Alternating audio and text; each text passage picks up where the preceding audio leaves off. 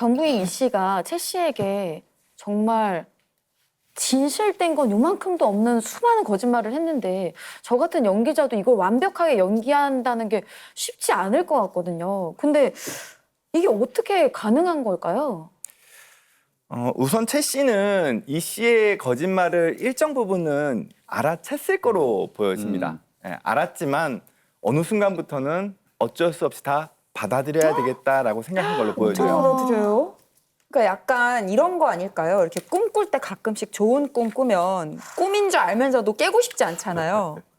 약간 이미 이렇게 결혼해서 살고 있으니까 이거를 깨기 싫어서 아니면 눈 감아준 건가? 진심으로 너무 사랑하니까. 그쵸? 근데 이제 결국에는 우리는 기본적으로 인간의 속성 중에 하나가 보고 싶은 것만 보고 싶은 속성이 있어요. 예. 내가 설령 이상하다고 느꼈다 하더라도 분명 결혼할 때 결혼 직전에 보면은 거짓말 몇 개를 네. 아주 큰 것들을 이야기를 하거든요. 그럼 그때 뭔가 눈치는 챘을 거예요. 예. 결혼식 날 어떻게 보면 모든 가족이 오지도 않고 가족도 아버지랑 일부 가족만 오고 어머니조차 나타나지 않았잖아요. 그리고 아이가 있다는 것도 알았었고요. 맞아. 하지만 그 상황에서는 내가 이걸 다시 전부 다 해결하기에는 그 감당해야 될 양이 너무 많아져 버린 거죠.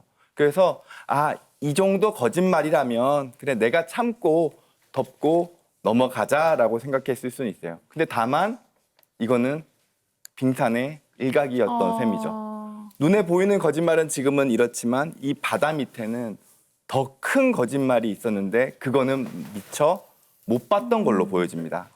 그럼 전부인을 너무 사랑해서 어떻게 보면 채 씨의 눈을 멀게 만들었다. 이런 뜻도 되나요? 그럼 약간 그러니까 저희는 지금 이 씨의 거짓말을 모두 알게 됐지만 당시만 해도 채 씨 입장에서는 빙산의 일각만 본 거니까 이렇게 까도 계속 나올 줄은 몰랐겠죠. 빙산의 일각도 결혼을 했었다는 거와 막 굉장히 또 큰 거짓말도 그쵸. 좀 많았거든요. 그렇죠. 우리가 소위 그렇게 얘기하잖아요. 콩깍지가 씌이면 아무것도 보이지 않는다. 예.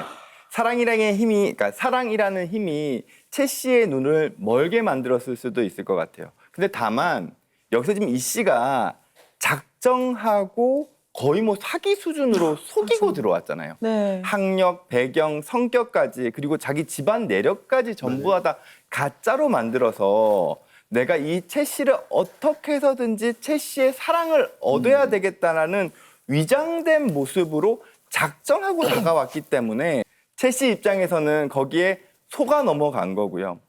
속아 넘어간 이후에는 내가 막상 그 거짓말이라는 상황을 눈앞에 바라보게 되더라도 그걸 이제 내가 수습하기엔 너무 늦었다라고 판단했을 수 있어요. 예.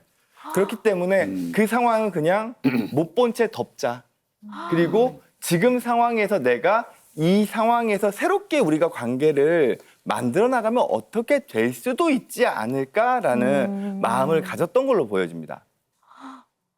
근데 이 결혼 4개월 동안 11명, 10명 정도의 남자와 외도를 하고 수많은 거짓말, 그 거짓말 안에 이 씨가 있는 건데 거짓말 들통날까 봐 굉장히 조마조마했을 것 같거든요. 근데 행동은 그 반대예요. 그쵸.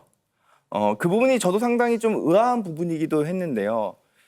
이 씨 입장에서는 내가 이미 충분히 채 씨의 마음을 조종할 수 있고 완벽하게 속일 수 있다라는 자신감이 있었던 것 같아요. 그리고 일정 부분 내가 거짓말에 대한 부분을 이야기했다 하더라도 더 이상 채 씨가 나를 버리지 못할 거다라는 자신감 역시도 같이 있었던 걸로 보여집니다. 그러다 보니까 그 다음에도 일정 부분 너무 뻔뻔하게 거짓말들을 반복해 왔던 걸로 보여지거든요. 결국 본인이 위장했던 모습에서 자신감을 얻었기 때문에 더 노골적으로 거짓된 자기를 만들어낸 게 아닌가 그렇게 볼 수 있을 것 같아요. 그 수많은 거짓말이 들통날까 봐 조마조마했을 것 같은데 오히려 행동은 그 반대로 굉장히 당당하다? 이런 느낌을 받았거든요. 어느 순간부터 이 씨는 자기의 거짓말로 충분히 채 씨를 조종해낼 수 있을 거라고 생각했을 걸로 보여져요. 예, 그래서 거짓말을 한다 하더라도 더 이상 채 씨는 나한테서 벗어날 수 없다.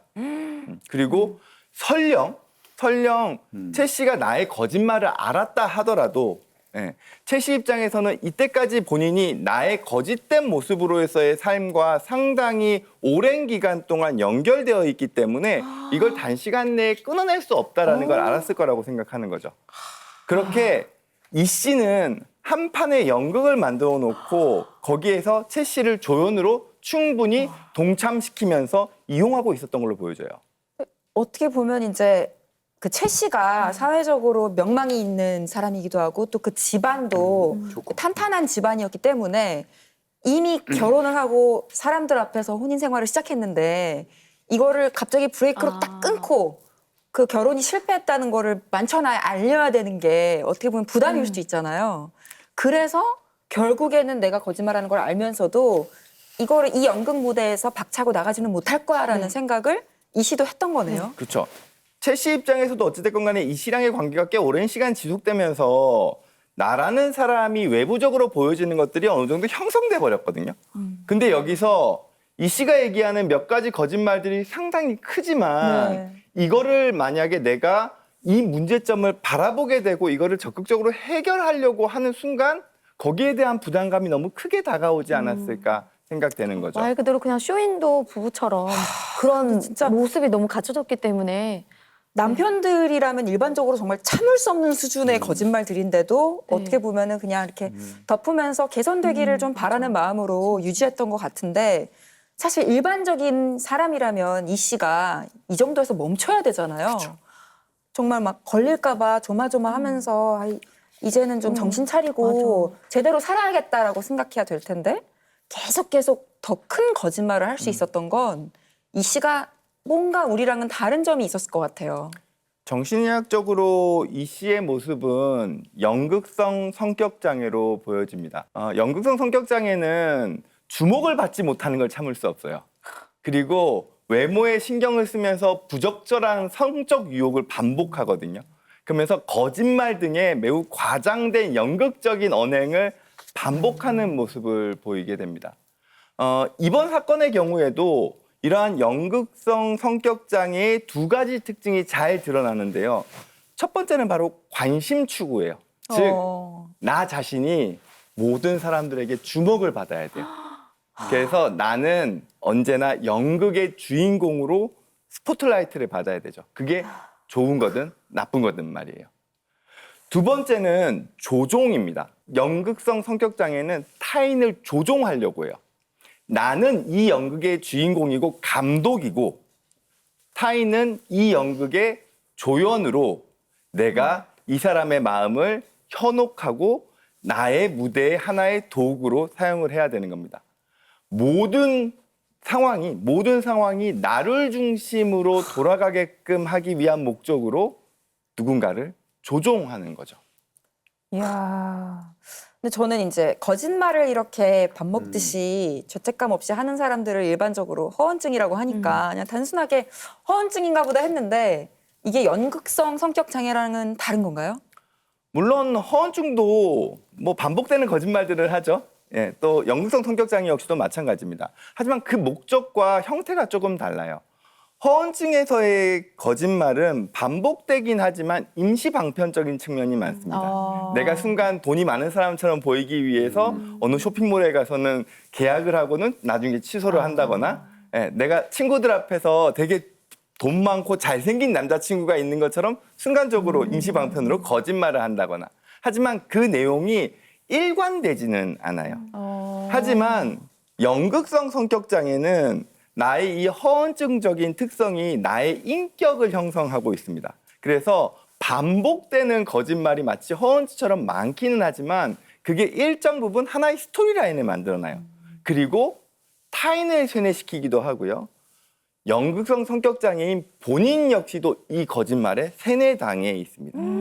가스라이팅은 타인만 세뇌해요. 타인. 하지만 연극성 성격장애에서는 타인뿐만 아니라 나까지도 이 거짓말이라는 그 연극의 세계 안에 몰입해서 세뇌되어 있기 때문에 더 타인이 이 거짓말을 알아차리기가 상당히 쉽지 않죠. 본인까지도 그렇게 믿고 있으니까. 본인이 그렇게 완벽하게 믿으니까 떨림도 없고 조마조마한 것도 없고 이게 이 환상 자기가 만든 거짓말이 100% 맞다.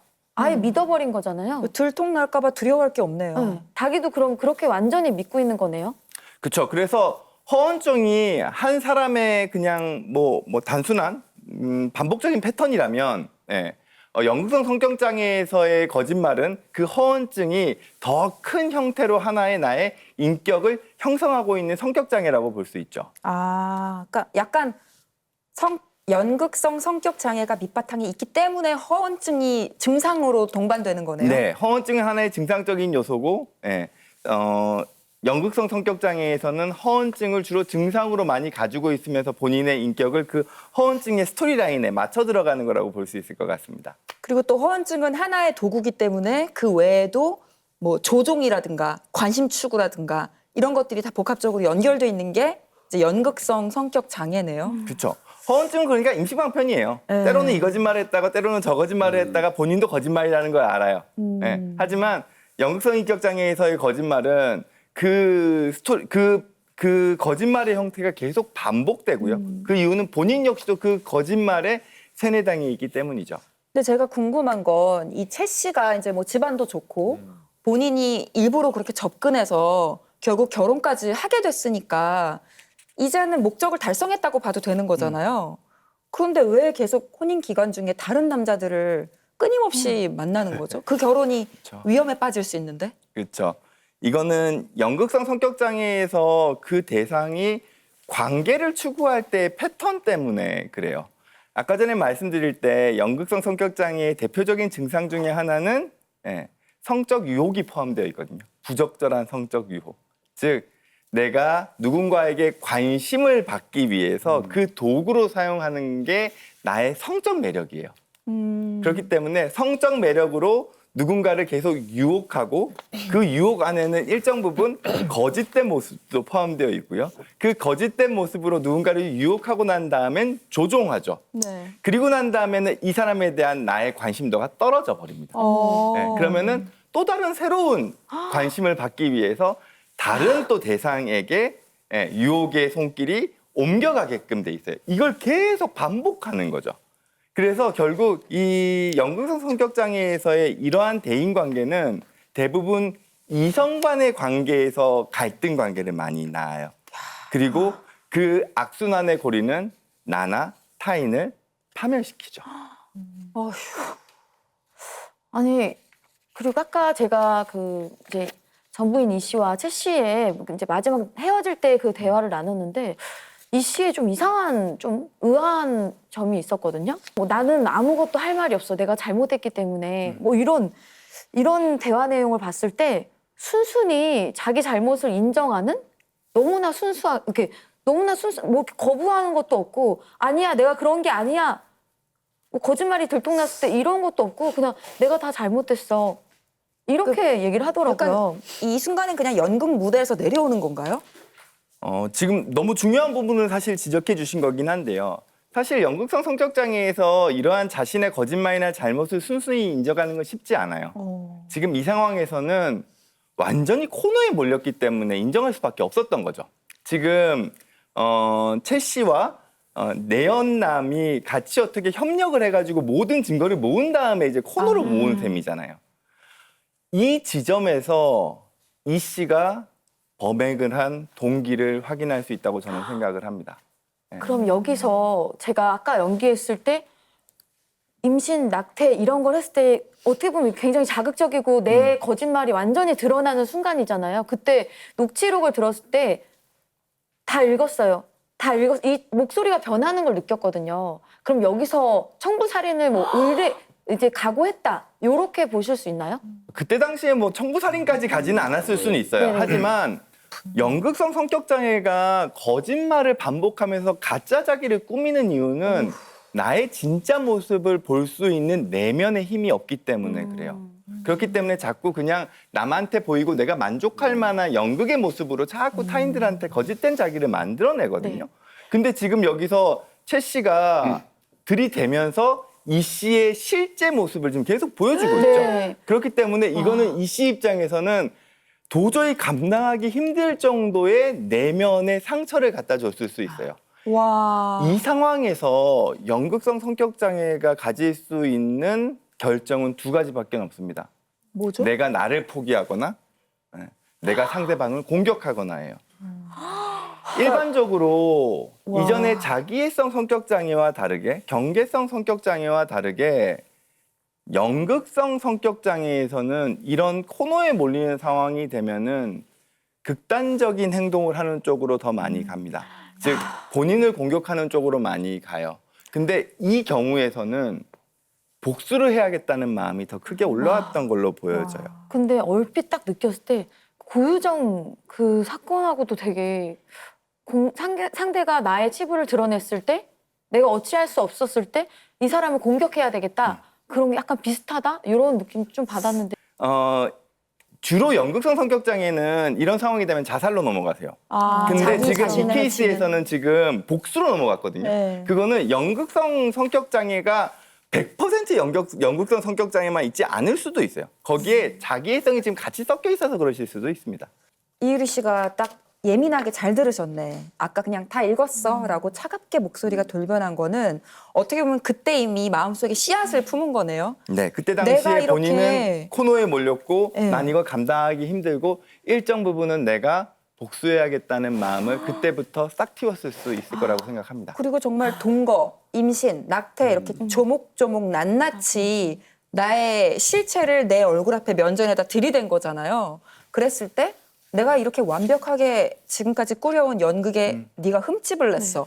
이런 생각이 들었을 것 같아요. 그리고 또 위기의식도 느꼈을 것 같은 게 이 채 씨가 자기가 그 벌려놓은 자기가 정말 성을 지었는데 채 씨가 와서 무너뜨릴 수도 있겠다라는 위기감도 느꼈을 것 같은데 맞나요? 결국에는 지금 이 씨 입장에서는 내가 만들어 놓은 연극판에서는 내가 주인공이고 내가 감독이어야 되고 너는 조연이어야 돼요. 근데 지금 이게 어느 순간 판을 감독과 흔들어 주인공이 버리니까. 바뀌어 버렸죠. 그리고 나는 밀려버렸고 내가 생각하는 연극은 깨져버렸거든요. 네, 거기서 오는 마음의 상처가 범행의 동기로 연결됐을 거로 생각됩니다. 그래서 이제 공격을 해야겠다. 뭐 없애버려야겠다까지는 아니더라도 내가 복수해야겠다라고 마음을 먹은 거네요. 그런 부분이 분명히 선전포고로 작용했을 수 있고 또 지금 앞서서도 언급이 됐지만 위자료상 약 지금 7천만 원. 뭐 100개월 동안 70만 원의 돈을 계속 납입을 해줘야 돼요. 네. 만약에 이 씨가 또 다른 상황에서 다른 사람과 그냥 연극을 하나 만들 수 있다 그러면은 채 씨를 잊고 살았을 거예요. 하지만 100개월 동안 계속 돈을 납입해야 되는 상황이기 때문에 그때마다 본인의 본 모습을 바라봐야 되죠. 그게 그 누구보다 이 씨에게는 견디기 힘들 만한 상황이었을 걸로 보여집니다. 그게 범행 동기네요. 그게 범행 동기로 연결됐을 걸로 보여지죠. 채 씨와 내연남의 연합의 결과 이 씨는 100개월 동안 매달 70만 원의 돈을 채 씨에게 보내야 되는 상황이 됐어요. 100개월까지는 철저하게 내가 발목 잡힌 상황인 거거든요. 이 씨 입장에서는 자기가 잘못된 행동들을 항상 무시하면서 새로운 자극과 조종을 반복해야 하는데 예전에 거짓된 모습이 망가진 자신을 돈을 보내면서 매번 마주해야 하는 거죠. 그 상황을 이 씨는 그 누구보다도 감당하기 힘들었을 거예요. 그게 이번 사건의 동기로 보여집니다. 195만 원이라는 금액이 청부 살인을 의뢰할 만큼 그렇게 터무니없는 금액인데 둘 사이에 은밀한 관계가 있었던 건가요? 진실은 일단은 그 두 사람만 알겠죠. 하지만 분명히 그 두 사람 사이에는 무언가가 있었을 것 같기는 합니다.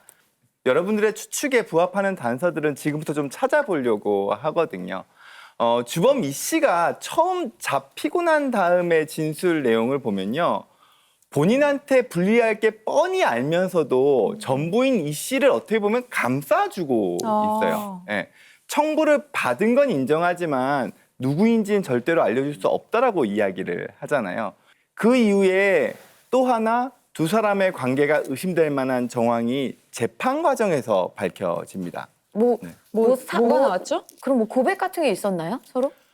주범 이 씨는 우발적인 살인이었다라고 계속 주장을 하고 있었는데요. 어느 순간 그 주장을 뒤집고 전 부인인 이 씨가 나한테 살인을 시켰다라고 진술을 번복해요.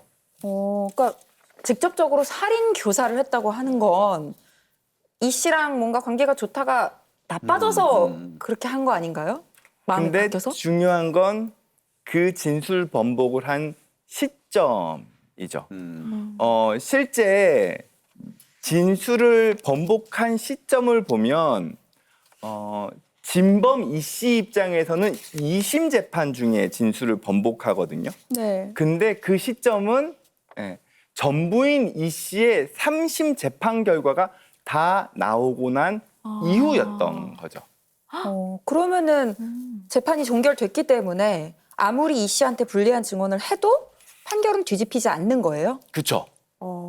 네, 판결이 그 전부인 이 씨는 2015년 3월 26일에 완전히 확정이 됐기 때문에 확정된 판결은 재심이라든지 뭐 이런 절차에 그래요? 의하지 않으면 절대로 뒤집힐 수가 없어요. 완전히 확정이 된 거고. 일사부재리가 그렇죠. 예. 뭐 다른 재심을 하려면 또 새로운 증거 같은 거를 발견이 돼야 되거든요. 그러니까 오히려 본인의 재판은 진행 중이기 네, 때문에 네. 뭔가 형량을 줄이려고 이제 와서 그렇죠. 이 씨가 교사한 거라고. 이미 뭐 이 씨 전부인 이 씨 같은 경우는 사건이 모두 끝났기 때문에 내가 이렇게 말하더라도 그 사건에는 영향을 줄 수 없다라는 거를 확인을 했고 이제 본인도 그렇다면은 사실 강도 살인에 대한 죄책은 이 정도면 부정할 수가 없거든요. 그런데 이게 살인에 이르게 된 계기가 누군가가 적극적으로 날 교사했기 때문에 없던 범행의 마음이 생겨서 내가 한 거다.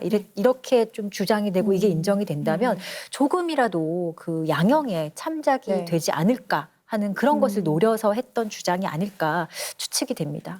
아마 본인 형량을 줄이려는 목적은 분명히 있었을 겁니다. 그런데 감형을 이제 아마 최우선적으로 고려를 했다면 애초부터 1심 때부터 그 그쵸. 살인 다 시켜서 했습니다. 내가 살고 봐야죠. 이렇게 이제 그 이야기를 했겠죠. 그런데 전부인 이 씨 재판이 모두 끝난 시점에서 이제 살인 교사를 주장했단 말이죠. 이거는 이제 전부인 이 씨가 살인 교사를 했다는 게 사실로 밝혀져도 이 씨 재판에 영향을 전혀 미치지 않는다는 그런 판단 하에서 한 거라고 보는 거죠. 그럼 전부인 이 씨의 형량을 줄여주려고 이렇게 얘기를 했다라고도 말할 수 있는 건가요? 본인의 형량을 본인의 줄이고. 본인 본인의 형량이 아니라 전부인 이 씨는 재판이 끝났으니까. 다 끝났으니까 이제 얘기를 해도 된다라고. 그러니까 그렇죠. 한마디로 더 이상 보호해줄 필요가 없어졌기 거죠. 때문에 만약에 그 전에 얘기를 했다라면 전부인 이 씨의 형량이 높아질 수 그렇죠. 있는 건데 그걸 알고 진행을 했다라는 관계가 말씀. 그래서 관계를 지금 이걸 보고 유추하라고 얘기하시는 거예요. 네. 그럼 결국 이런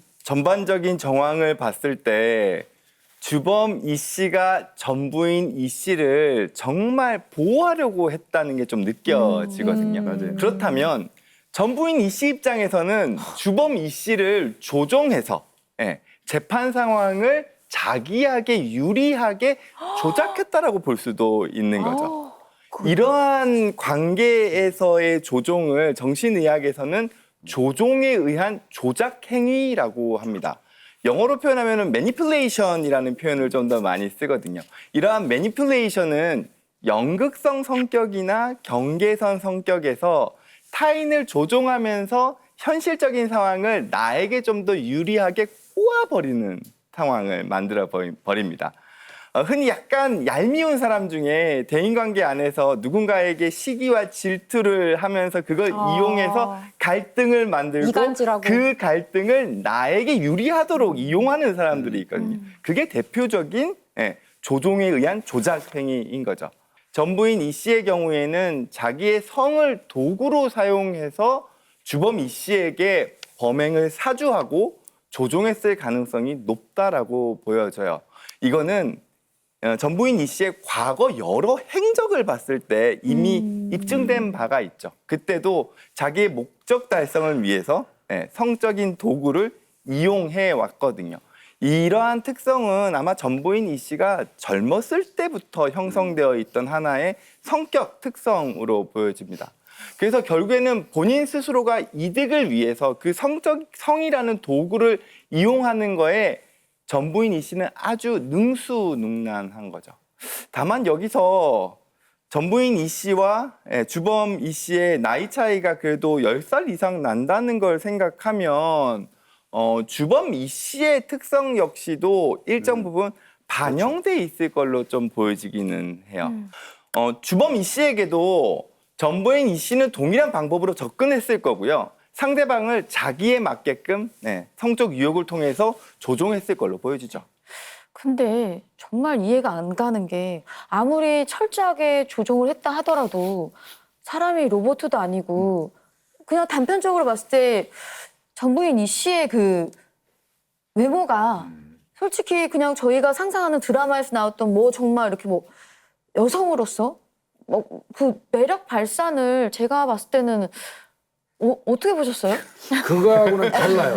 아니 어떤 매력이 있길래 그것도 사람을 그렇고 이렇게 살인까지 저지를 제가 정도로 궁금한 로봇처럼 거는 조종한다는 게 주범 이 씨가 주범 이 씨가 잘못하면은 평생을 감옥에서 보내야 되잖아요. 본인의 지금 생사가 달려 있는 일인데 그냥 여성의 어떤 유혹과 꼬임에 넘어가서 살인까지 예, 저지른다는 이런 일까지 게. 한다는 게 네. 그 남성들이 보셨을 때는 어때요? 근데 뭐 외모만으로 저한테 물어보셨으니까 외모만으로 조종하는 건 절대 아니고요. 아니겠죠. 절대 아닙니다, 이거. 그러니까 뭐 정말 이유리 씨만큼 예쁘진 않아도 예쁘진 않죠. 이분이 객관적으로 보면. 그렇지만 그 오랫동안 다져진 방금 말씀하신 사람을 조종하는 능력, 그거를 이제 성을 이용해서 조종하는 능력은 아마 굉장히 탁월하게 오랫동안 연습을 했을 거라고 봅니다. 그래서 아마 이 남성에게 그런 여지가 분명히 있었을 거다라고 생각합니다. 이 주범 이 씨도 뭔가 이런 유혹과 조종에 쉽게 넘어가는 성격적인 특징이 있지 않았을까요? 사실 주범 이 씨의 경우에는 여러 가지 행동 양상들을 봤을 때 반사회성 성격 장애가 추정되거든요. 예. 실제로 검도 유단자라고 하죠. 검도 10단이고 그 검도도 뭐 다양한 검도 종류별을 다 섭렵해 있을 정도예요. 그리고 범행 행각이나 사람들을 불러 모으는 능력, 그리고 과거에 했던 전 여자친구에 대한 폭력적인 행동들 역시 봤을 때도 반사회성 성격 장애의 특성들이 보여지고 있기는 합니다. 근데 여기서 좀 흥미로운 지점은 전부인 이 씨가 가지고 있는 연극성 성격 장애는 비교적 여성형 반사회성 성격 장애라고도 불려진 적이 있습니다. 과거에는 지금은 좀 다릅니다만 전통적인 정신의학에서는 반사회성 성격 장애는 남성형, 연극성 성격 장애는 여성형이라는 식의 인식이 있었어요. 그 이유가 둘 다 상당히 불안정하고요, 자극을 추구하고요, 그리고 채우려고 해도 채워지지 않아요. 그리고 갈등 관계를 유발하거든요. 근데 도구가 다릅니다. 반사회성 성격 장애에서는 힘이 도구예요. 내가 목적을 이루기 위해서는 폭력과 힘을 사용해요. 반면에 연극성 성격 장애에서는 그 목적을 이루기 위해서 성적 유혹이라는 도구를 사용하죠. 이 두 조합이 잘 만나지는 않습니다. 그리고 실제로 만났을 때는 반사회성 성격 장애가 훨씬 강하기 때문에 연극성 성격 장애가 주로 약간 피해자가 되는 경우가 많아요. 근데 이 상황에서는 다른 특성에서 좀 차이가 있죠. 일단 전부인 이 씨의 연극성 성격 장애가 상당히 고차원적, 그러니까 고차원적이라는 건 그만큼 심해요. 그렇기 때문에 그 강도가 강해서 그 영향력이 센 게 있고요. 그리고 또 하나는 연령에 있어서 반사회성 성격 장애를 가지고 있는 주범 이 씨가 어려요. 그렇기 때문에 상대적으로 전부인 이 씨에 비해서는 좀 미성숙했기 때문에 전부인 이 씨의 성적인 유혹에 강하게 조종당했을 걸로 좀 보여집니다. 이야. 그러니까 한마디로 요약하면 비슷한 사람끼리 손을 잡고 계약을 체결하게 됐다라고 보면 될 것 같은데. 그렇죠. 그리고 거기서 비슷한 사람끼리 계약을 체결하게 된 가장 큰 이유는 목적 때문에 그래요. 네. 어찌됐건 전부인 이 씨는 최 씨에게 복수극이라는 걸 만들고 싶고, 예. 그리고 주범 이 씨는 돈과 전부인 이 씨의 성적 매력을 원했을 거예요. 거기서 내가 나의 남성성을 드러내서 그 사람의 마음을 얻고 싶은 것들이 같이 있었기 때문에 그 목적이 부합되면서 말도 안 되는 금액에서도 이러한 범행을 저지르게 되는 상황까지 갔을 걸로 보여요. 이거는 아마 그 용인 동부서 담당 형사가 이 부분 관련돼서 195만 원에 사람 죽일 수 있느냐? 상식적이지 않잖아요. 그래서 상당히 고민을 하고 질문을 했던 것 같은데 형사가 밝힌 전문적인 영역 이외에 형사가 밝힌 그 내용 중에 하나가 있어요. 그게 뭐냐면 여성 애인한테 자기가 그 벌었던 돈을 어떻게 보면 사취당해가지고 그 여성을 납치하려고 했던 시도가 있었잖아요. 전 그러다가 여친. 전 여친한테. 근데 그래서 여성한테 당한 그 전력, 그 분함 같은 게 그 상존하고 있었고, 그다음에 아까 말씀드린 것처럼 10단이에요, 검도가 합치면. 그래서 뭐 의리, 의협심, 정의, 뭐 이런 거 등등을 그러니까 사실은 그게 의리도 아닌데 본인은 그게 굉장히 의리, 그러니까 허상의 정의 같은 거죠. 뭐 이런 거를 굉장히 과시를 했다 그래요. 그래서 이 여성이 남편한테 엄청나게 피해 당하고 사는데 내가 도와줘야지. 내가 도와줘야지. 돈 받아주고. 이런 식으로 형사한테 그 얘기를 아주 당당하게 처음에는 하기도 했다고 그래요. 그러니까 일단 전부인의 입장만 들은 거니까 예, 전부인이 예. 피해자라고 생각을 하니까. 그러니까 이런 게 아까 뭐 저 말씀하신 거하고 다 합쳐진 것 같습니다. 이 사람이. 야, 근데 진짜 첫 그 차에서 여자한테 잘못한 거 있죠라고 그러니까. 했던 그 그거, 말 예. 한마디도 사실 이게 좀 예. 이런 걸 들으니까 왜 그런 말을 했는지 좀 이해가 되게 가네요. 그릇된 정의감이 네. 발동한 예, 거네요. 맞습니다. 근데 이제 저는 전부인 이 씨가 주장한 것 중에서 내가 교사한 건 맞는데 살해하라고까지는 한 거 아니다. 죽일 줄은 몰랐다라고 주장을 계속 하잖아요. 이 부분도 저희가 검증해봐야 되는 거 아닌가요? 하도 거짓말만 하니까.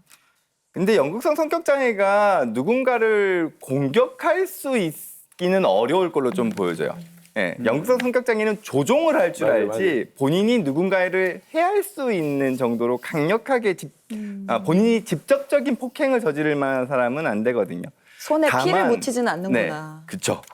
다만 전부인 이 씨의 경우에는 내가 어찌됐건 만들어 놓은 연극에서 주인공과 감독이 되기를 원해하죠. 그리고 나는 어찌됐건 복수극을 하고 싶어요. 그리고 그 복수극에 적절한 조연이 없었다면 아마 이 복수극은 실현되지 않았을 수도 있을 것 같아요. 근데 우연찮은 기회에 이 전부인 이 씨는 주범 이 씨라는 아주 적절한 조연을 구했고 또 조종했죠.